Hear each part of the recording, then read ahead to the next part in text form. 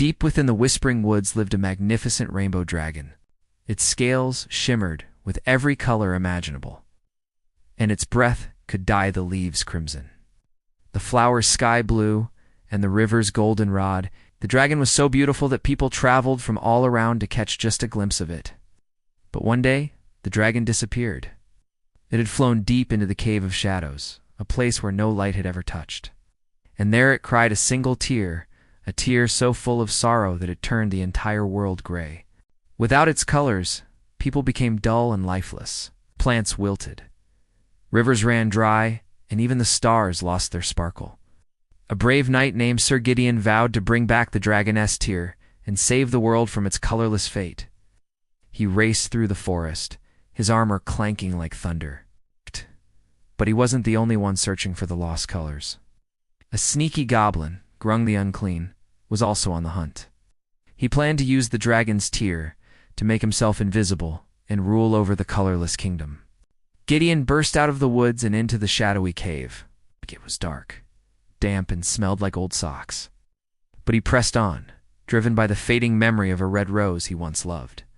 As he journeyed deeper into the cave, he began to hear strange sounds, dripping water, scurrying insects, and what sounded like chains dragging metal moans.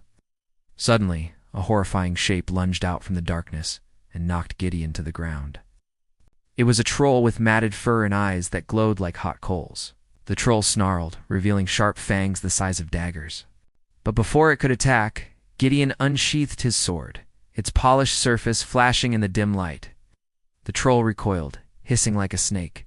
Then it lumbered away into the gloom. Gideon stood up, brushing dirt off his armor. He knew trolls are known for their incredible strength, but they also have one fatal weakness: loud noises. Whenever Gideon faced a troll, he made sure to bring along a lute player. But he didn't have much time now. He had to get to the end of the cave and find the rainbow dragon before Grunth did. So Gideon continued on, ignoring the troll's taunts echoing behind him. He walked past jagged rocks and pools of murky water, all the while listening for the sound of the river of colors. Finally, he heard it, a faint tinkling like wind chimes in the distance. Hope surged through him and he broke into a run. As he rounded a bend, he saw the most beautiful sight. Majestic rainbow dragon lay curled up in a cavern. Scales glittered like 1,000 jewels, and its eyes were the color of melted chocolate. But the dragon looked sad, so sad that a single tear rolled down its snout and splashed onto the ground. Gideon gasped. It's the color tear. He had to get to it before Grunt did. But just then, a cackle echoed through the cave. Grunt hopped out from behind a rock, a wicked grin on his face. Grunt lunged for the tear, but Gideon was quicker. He swept his foot out and tripped the goblin, sending him sprawling onto the ground. Grunth glared at Gideon, then scrambled to his feet.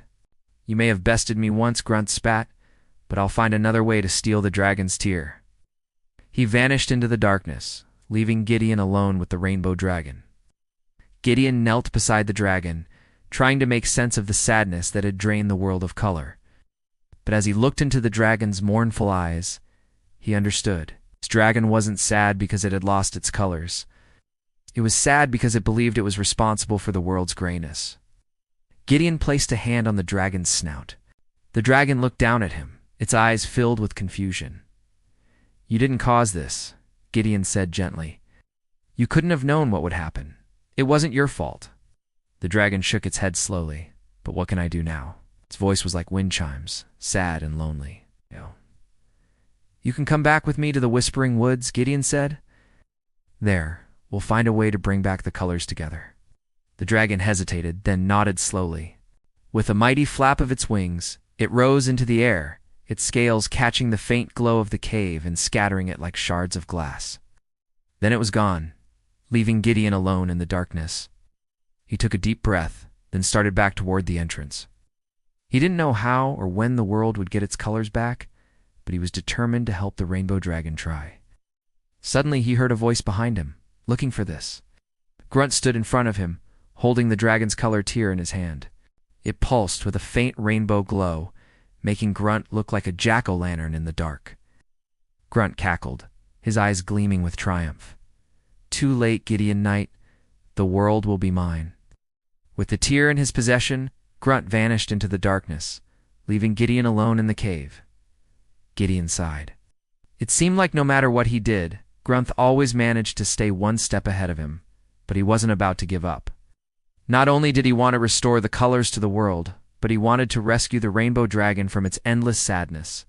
So Gideon set off again, racing through the cave, determined to catch up to Grunth and bring back the colors of the world.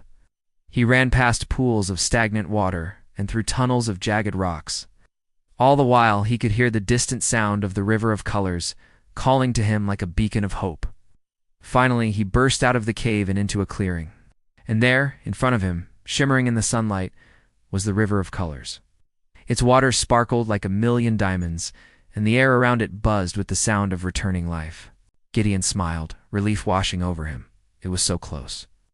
He could feel the colors returning to his own skin, his armor, his very soul. But then he saw something. Something was blocking the river, something that was soaking up all of its color. And as he got closer, he realized what it was. It was Grunt, and he was using the dragon's tear to soak up the colors of the river, making himself more powerful with each splash. Grunt raised his head, a cruel smile on his face. "So you found the river, Gideon? But it's too late. The power of the tear is mine." Gideon drew his sword. It was time to end this once and for all. He charged at Grunt, his sword raised high, and the two of them fought. Their blades clashed like thunder, sending sparks flying.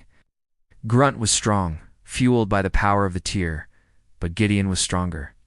He fought not just for himself, but for everyone who had lost their colors, for every flower that had wilted, for every star that had faded. Finally, Gideon landed a blow, knocking the tear out of Grunt's hand. The moment it hit the ground, it shattered, sending a shockwave of color through the clearing. Colors erupted everywhere, painting the trees, the flowers, the very sky itself. Grunt screamed in frustration as the colors washed over him, stripping away his disguise and revealing his true form, a small, pathetic goblin. He scurried away, hiding in a nearby bush. Gideon watched as the colors returned to the world.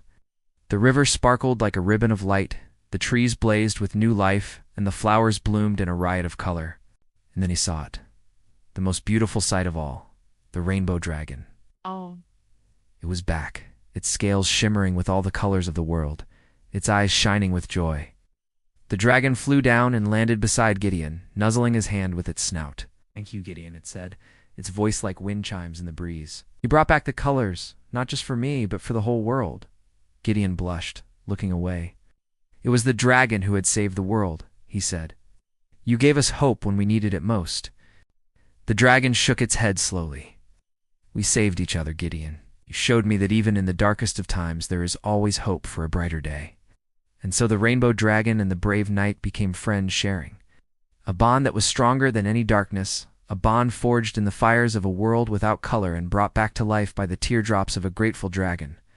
As for Grunt, he was never seen again, probably hiding in that bush and plotting his next evil scheme. The world didn't care. It was too busy being colorful. That's all for now. Thanks for watching, and see you next time.